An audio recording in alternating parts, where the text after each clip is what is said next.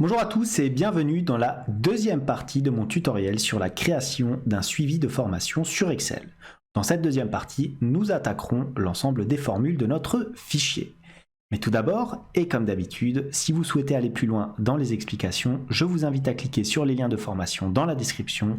Et si vous ne souhaitez pas rater mes vidéos sur la comptabilité, la finance et l'utilisation des outils tels qu'Excel dans le monde de l'entreprise, n'hésitez pas à vous abonner à la chaîne. De plus, pour ceux qui souhaiteraient uniquement acquérir le fichier sans passer par le tutoriel vidéo, sachez que tous les documents sont disponibles en illimité et dans leur version finalisée pour mes contributeurs Patreon, plateforme dont vous trouverez le lien en description. Alors dans cette deuxième partie de tutoriel, nous allons nous attaquer à la mise en place des différentes formules. Alors regardez ce que j'ai fait, donc entre temps, j'ai rajouté ici des informations dans mon onglet base de données. Donc j'ai mis naturellement des noms fictifs, des prénoms et des fonctions pour chacun des différents salariés. Et ici, dans mon tableau de bord, qu'est-ce que j'ai fait? J'ai rajouté tout simplement des noms de formation et ici un matricule. Donc qu'est-ce qu'on va faire? On va tout simplement faire en sorte d'insérer les différentes formules.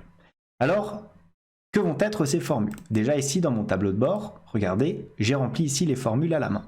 Mais pour automatiser tout ça, je vais plutôt faire égal, ici au niveau de mes employés, hop, comme ceci afin de modifier à chaque fois les différents éléments. Donc, je fais un petit copier-coller de la formule. Voilà, clic droit, comme ceci. Ensuite, on va s'intéresser plus particulièrement à l'onglet de formation. Donc, comment remplir cet onglet? On va avoir tout d'abord la date, donc là c'est une saisie classique par l'utilisateur, on peut d'ores et déjà cliquer ici sur la colonne, faire un clic droit, format de cellule, et on va sélectionner bien entendu un format en date. Voilà. Ensuite ici le matricule. Matricule naturellement ça sera celui que nous avons placé ici dans notre onglet de base de données.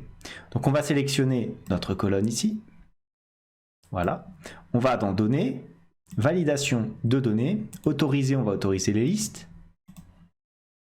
Et on sélectionne notre liste de matricules. Voilà, hop, on appuie sur OK. Comme ceci. Donc l'utilisateur va sélectionner par exemple le matricule ici M001. Et il faudra rapatrier le nom, le prénom, la fonction de manière automatique. Et le département. Le statut aussi d'ailleurs. Donc, comment faire? Tout simplement via une recherche V. Regardez, on va faire très simplement égal recherche V. J'ouvre ma parenthèse, qu'est-ce qu'on va chercher? On va chercher ici le matricule, point virgule. Où est-ce qu'on va le chercher dans notre tableau ici prévu à cet effet? On sélectionne mon tableau, point virgule, à quelle colonne allons-nous le chercher? C'est le nom, donc c'est la colonne 1, 2. 2, point virgule, on renvoie faux pour une correspondance exacte, on ferme la parenthèse, on appuie sur Entrée. Regardez, on a bien le nom qui s'affiche ici. On va naturellement centrer les différents éléments.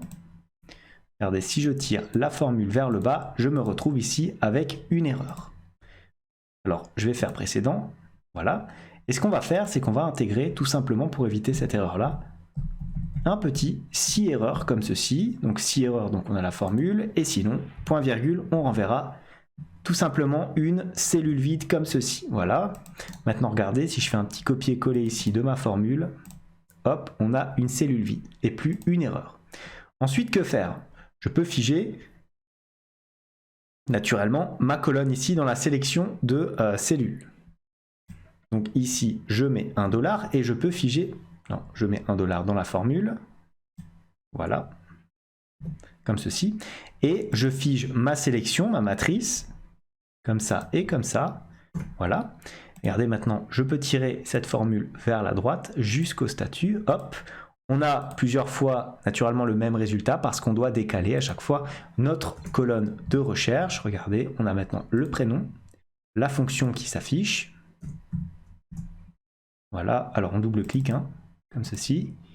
Ensuite, le numéro 5, le département. Alors j'étais sur du 4, 5, colonne 5, je regarde ce que j'ai ici. Je n'ai rien, on verra après comment changer tout ça. Et là, on est sur du 6. Comme ceci. Donc là, nos formules sont bonnes. Par contre, vous constatez qu'on a des zéros ici et ici. Pourquoi? Parce qu'on n'a pas encore réglé nos listes déroulantes dans notre onglet de saisie. Donc ici, les différents noms, prénoms et fonctions seront saisis de manière brute. Par contre, les départements et les statuts seront attirés dans les listes ici de départements et de statuts. Donc regardez ce que je vais faire. Je vais sélectionner ici ma colonne et je vais aller dans Données, Validation de données, Autoriser. J'autorise les listes, comme ceci, hop, je vais sélectionner, bien ici, là, comme ça, voilà, mes différents départements, j'appuie sur OK. Je fais pareil pour les statuts. Données, validation de données, autoriser liste, là encore, hop, je sélectionne. Oui, il faut que je clique sur la source ici, sinon il n'est pas content. Voilà, statut, hop, j'appuie sur OK. Et regardez maintenant, je peux faire différentes sélections. Donc je peux prendre par exemple le département numéro 2. Le statut, alors je peux prendre ici n'importe quoi. On va prendre agent de maîtrise et ajuster la colonne. Je peux sélectionner tout ça et placer mes éléments au centre comme ceci. Et regardez maintenant, si je vais dans mon tableau de formation, automatiquement j'ai les éléments qui apparaissent ici. Je double-clique, j'en profite pour aérer mes différentes colonnes. Ensuite, au niveau des différentes formations, là, ça sera à choisir dans nos saisies ici. Donc, regardez, pareil, on va intégrer tout simplement une petite liste. Voilà. Données, validation de données, liste, on se place ici dans notre source et on sélectionne. Voilà, j'appuie sur OK. Donc là maintenant, on a l'ensemble des différentes formations disponibles. On en profite pour aérer un petit peu. On en profite pour centrer aussi les éléments. Voilà, on met tout ça au propre. Voilà. Pour la date initiale, on sélectionne notre colonne, format de cellule, et qu'est-ce qu'on fait? On prend un format date. Classique, rien d'autre à faire. On centre les éléments, pas de problème. Pour le coup, pareil, on va mettre ici juste un format monétaire, comme ceci, voilà. Donc si par exemple on choisit, je sais pas moi, le 01 2023, le coût de la formation initiale, on va passer par exemple à 200 €, une validité. Alors on peut mettre éventuellement 5. Là naturellement ça sera à comptabiliser comme année. Donc ce que je vous propose de faire, c'est de faire comme ça, sélectionner la colonne, aller dans format de cellule et prendre un petit format personnalisé comme ceci. Vous prenez un 0 quelconque, vous mettez des guillemets, espace, en, comme ceci, et vous fermez vos guillemets, vous appuyez sur OK. Regardez, comme ça fait 5 ans, c'est quand même beaucoup plus propre, comme ceci. Ensuite, le recyclage 1.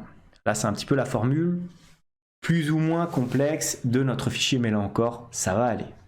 Qu'est-ce qu'on va avoir? On va avoir, première condition, si j'ouvre la parenthèse, si ma durée de validité ici est égale à une cellule vide, alors on enverra tout simplement une cellule vide. Sinon, qu'est-ce qu'on va avoir? Eh bien, on va incrémenter la date initiale du nombre d'années de validité, tout simplement. Donc pour ce faire, on va utiliser la formule date. J'ouvre la parenthèse, on va avoir l'année. À quoi va correspondre l'année de ma nouvelle date? Ça sera tout simplement la date initiale comme ceci. Donc l'année de ma date, plus la validité, tout simplement, point virgule, le mois de ma date initiale, point virgule, le jour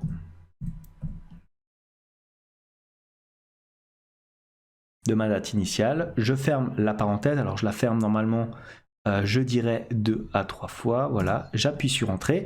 Regardez, j'ai un chiffre comme ça qui apparaît, c'est normal, parce qu'on n'a pas mis notre colonne avec le bon format de date, comme ceci, voilà. On appuie sur Entrée, ah, j'ai pris le mauvais format, je change, c'est pas des heures, c'est bien une date, voilà, comme ça. Donc regardez, on a ajouté 5 ans au 1er janvier 2023, on se retrouve bien au 1er janvier 2028. Je centre mes différents éléments, voilà, comme ceci. Là, qu'est-ce que je peux faire? Je peux éventuellement reproduire la mise en forme sur ma colonne ici de validité afin d'avoir les mêmes éléments. Hop, et je peux bien sûr reproduire encore une fois pour la validité ici. Donc j'ai fait 3 recyclages. Éventuellement, si vous traitez des formations où il y a plus de recyclage que ça, vous pouvez rajouter des colonnes. Ensuite, pour la formule, donc là on fait un petit copier-coller, hop, pour le recyclage numéro 2, comme ceci. Donc là forcément il n'y a rien. Pourquoi? Parce qu'on n'a pas de date de validité. Regardez, si je mets maintenant 2 ans, pareil, regardez, je vais recopier le format, hop, et on se retrouve en 2030, ce qui est tout à fait logique, regardez. La date initiale c'est 2023, on fait la formation qui valide 5 ans, donc jusqu'au 1er janvier 2028. Et là, on refait la formation, on va dire par exemple pour aller 200 € de nouveau. Hop, on applique le même format. Voilà. Avec une validité de 2 ans, on se retrouve bien en 2030. Donc là maintenant, on va reproduire les différents formats, coût et validité, voilà. On fait un petit clic droit, copier, coller notre formule, comme ceci. Donc là, il n'y a rien, c'est normal. Le coût, mettons, du 3e recyclage, 100 €, validité 1 an. On applique le même format, tout simplement, et on se retrouve bien au 1er janvier 2031. Donc, je vérifie, je n'ai pas oublié différents éléments dans mes formules, j'ai donc bien l'exhaustivité des formules pour ce tableau-là. On verra ensuite comment distinguer les formules qui possèdent effectivement des éléments à remplir de manière brute et les autres. Donc maintenant, on va peut-être éventuellement passer rapidement sur notre onglet ici et on va intégrer, regardez ici, les listes de départements tout simplement en faisant 1 égale base de données employés. Comme ça, hop, on copie notre formule, donc copier-coller. Voilà. On n'oublie pas de centrer les différents éléments. On fait pareil ici pour les statuts. Voilà. Hop. On copie notre formule et on la colle. Voilà, comme ça, hop, on centre les différents éléments. Et voilà donc ce que j'avais à vous dire sur la partie formule de ce fichier. Cette deuxième partie de tutoriel touche donc à sa fin. J'espère que cela vous a plu. Si tel est le cas, n'hésitez pas à commenter la vidéo, à vous abonner à la chaîne si ça n'est pas encore fait. En tout cas, moi je vous dis merci et à bientôt pour la 3e et dernière partie de ce tutoriel.